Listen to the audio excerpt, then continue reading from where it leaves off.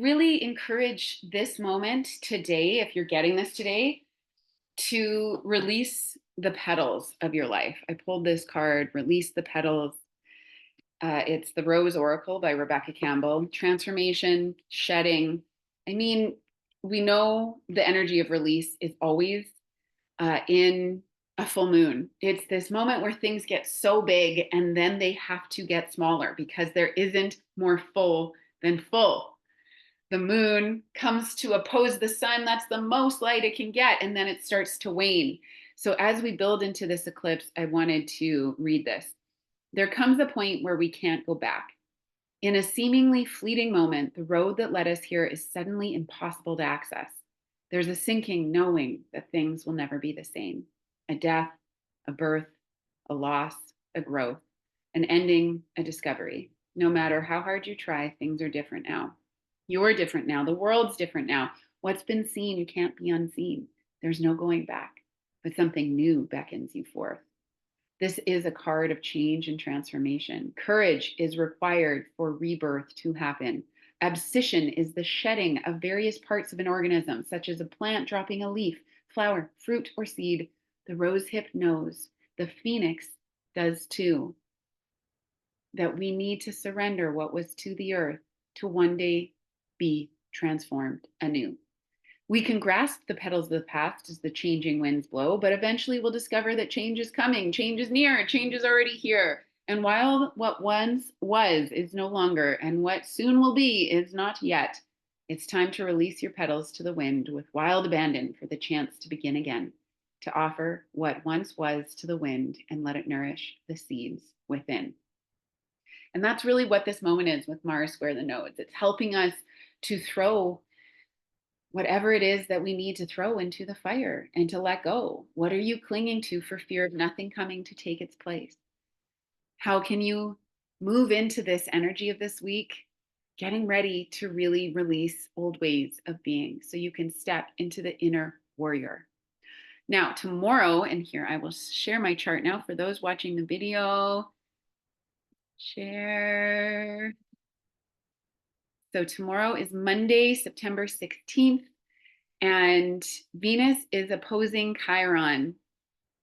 This is a pretty big energy for healing the sisterhood wound, for offering a sense of compassion to the tenderness that we feel, to the identity wounds that we are experiencing with Chiron and Aries, to maybe offer some honey, some salve, some forgiveness, some understanding, some grace to the part of you that just doesn't remember yet.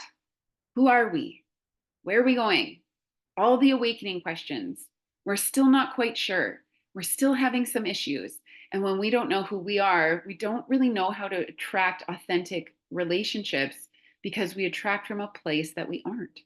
And maybe some of you know, and maybe you all have been on this journey for a long time. I think that there is this sensation this week that feels a little foggy, and it's going to be sort of escalated through the week just with Pisces energy being so strong. It's like we're in the mist. Like, wait a minute, I thought I knew who I was, but wait, is that who I am? So on Monday, we get that Venus in Libra opposing Chiron and Aries, and it's a chance to be a little gentler and to be holding the tenderness for you and those around you. And here you can see Mars squaring the nodes.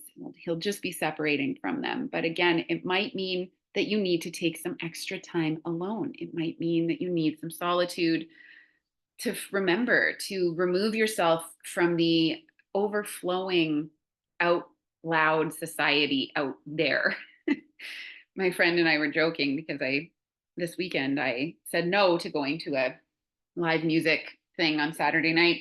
And I just was like, no, it's a hell no. As soon as somebody asked me, I was like, nope, the world is too loud. I just said the world's too loud. I don't want to go and be in somewhere where it's even louder, where I'm in a box with the loudness. And that's, this is my 12th house season. So it could be that.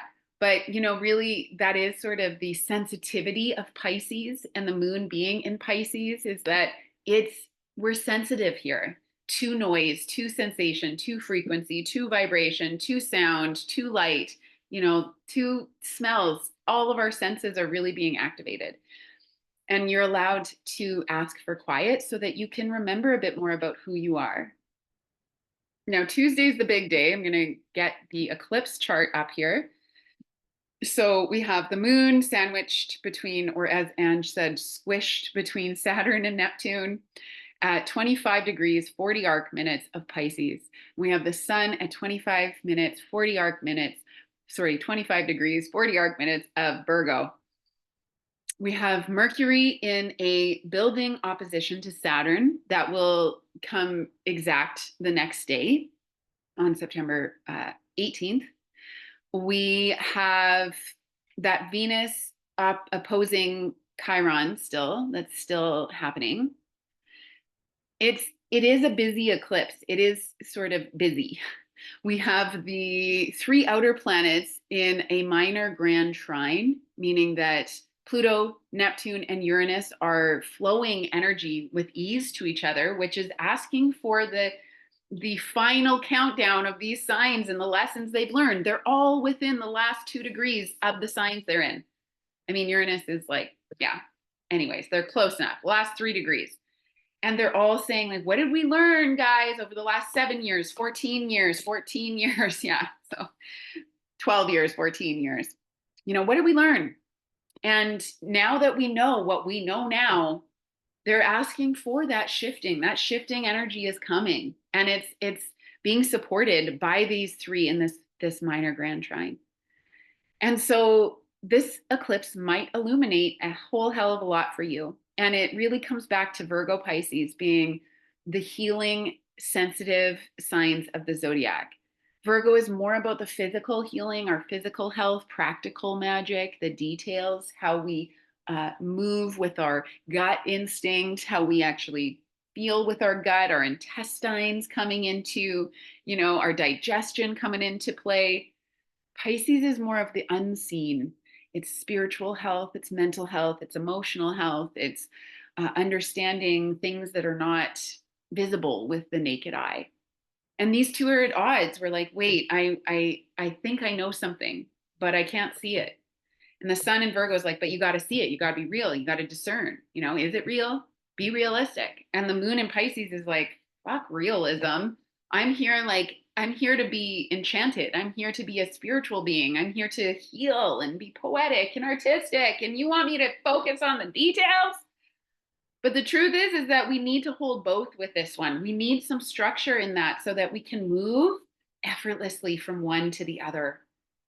And we might have some endings that really arise with this. Okay, the beginnings probably won't really come until the next Virgo Pisces eclipse in March, or when the nodes move in January. Is it January that the nodes move? I'm pretty sure it is, but let me quickly check that. The North Node.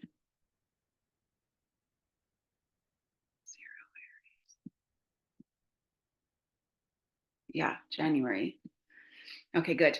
So there is just an element here with this eclipse that we'll be feeling through the beginning and all the way through the week, really, that is deeply disconcerting in a way. And it's meant to illuminate some brief moments of absolute ecstasy and to know what that might be. Doing readings under the stars the other night, that was a brief moment of absolute ecstasy for me. And out of that, I'm like, I truly want to build a stairway to the sky. I want an observatory to do readings in. It's so much easier when you're up in the sky with the constellations above you to explain, to help people immerse in the energy of what it might have been like at the moment of their birth. To take my work to the next level, I need an observatory. And that's sort of like, come on, get realistic. Who has one of those? And I'm like, I don't care. I'm going to have one. And then there's the other side that's like, okay, we have to also build with practicality and make sure we're taking care of ourselves and taking care of our business and tending to the details of our businesses and our lives and our beings in order to get that dream, the both and. So I really think this eclipse is going to bring up a lot around that for all of us. And I want you to pay attention to what is the biggest dream, but what are the steps to make it real? And what is being realigned during this week that is helping you to do it? Thank you, universe, for knowing far more than I know, because we can only control so much. And so when things are realigned without our doing, it's like, whoa, yeah, right. Here I am controlling, clinging, doing the human thing that is so much smaller than what the truth could be if we just step outside of our own perspective for a minute. And I really am wishing that there is some magic and synchronicity for all of you in this to have an opportunity to see that. But I also hope that you all experience the part of this that is deep and gritty and shadowy, that you get a moment to also see like, ooh, that is self-sabotage. That's holding me back. I'm doing that. Ooh, that pattern isn't helpful, because that's how we grow. And I'm not here for sparkle ponies and butterflies. I'm here for the entire range of being alive. And we're going to move into that on Wednesday when Mercury squares Saturn and we get an Aries moon. Okay, on Wednesday, Mercury at 16 degrees. No, that's not right. Hold on a second. Mercury, Mercury, Mercury. It's going to happen at 15 degrees. It's like not the end of the world, I know, but for me, the details do matter. Oh my God, what is going on? Oh yeah, it's opposing Saturn. Good God, you guys. Okay, so you're all experiencing a little bit of the Pisces Virgo access right now. So on Wednesday, September 18th at 1:50 a.m., Mercury and Saturn are in an opposition to each other. Just going to change that in all of my emails and stuff to you guys. Mercury opposing Saturn is also bringing in the discerning mind. Like, have you thought this through? You know, we might be like really deliberating on something. There is a real need for like serious thinking. There might be some obstructions or delays in your dream. You're like, oh, I got the dream yesterday, but oh, right, I can't do that right now. The observatory is not being built at this exact moment. You know, it gives us a discerning mind as well to cut through bullshit. So, you know, you might find out some hard truths this week. Wednesday might be a day where that peaks. Maybe it's Tuesday as well. We move into an Aries moon almost immediately after. So we will all wake up with an Aries moon. And the Aries moon, it's more fiery, obviously, than the Pisces moon, right? It's more initiating. And we might almost start to sense like a little bit of urgency to make decisions. The next day, September 19th, on Thursday, the sun moves into a trine with Uranus. And this is great for like breakthrough thinking, innovative thinking. It's a beautiful moment for like, oh, that's it, you know, and maybe even to feel it because it's in Virgo and Pisces, or sorry, Virgo and Taurus.